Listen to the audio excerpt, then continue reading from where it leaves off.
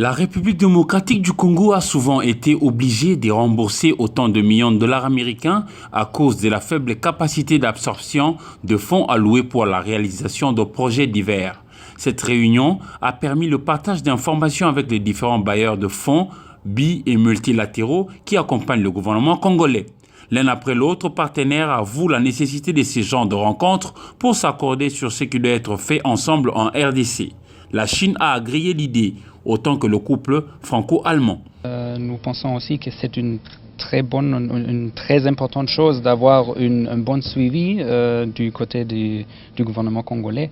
Son Excellence le ministre a dit le gouvernement congolais est dans le driver seat, dans le siège de conducteur, et ça c'est bien sûr une chose très importante. Et, la coordination et la collaboration entre les bailleurs, c'est une bonne chose et nous voulons le faire pour avoir les bons résultats. Moi, je suis très content aussi d'assister à cette réunion. Je suis tout à fait d'accord avec mon collègue.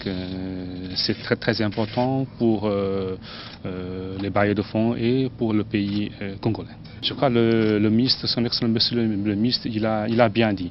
Il a dit pour demander de vous aider pour mieux nous aider.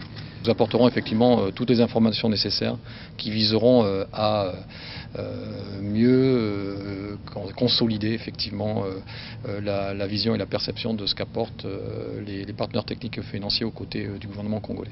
Voilà. Et pour le ministre congolais des Finances, Sélé Yalagouli, c'est un cadre formalisé pour bien capter tous les flux de ressources extérieures et les faire apparaître dans le budget de l'État.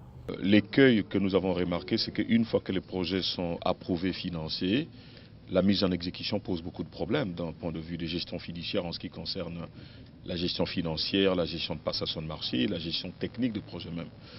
Qu'est-ce qui se passe? C'est qu'aujourd'hui, le ministère des Finances fait face à des millions de dollars qu'il faut rembourser au titre des dépenses dites non éligibles parce que non engagés conformément aux règles qui ont été convenues dans le cadre des accords de financement. Alors l'objectif de cette rencontre, c'est d'avoir l'opportunité de partager les mêmes informations avec les bailleurs de fonds, aussi bien bilatéraux que multilatéraux, pour pouvoir mieux gérer les projets. Mais en amont, comme vous le savez, les ressources extérieures qui nous sont données doivent apparaître dans le budget de chaque exercice. Donc il faut que nous soyons en phase de manière que ces informations puissent transparaître dans le budget de l'État, exercice par exercice.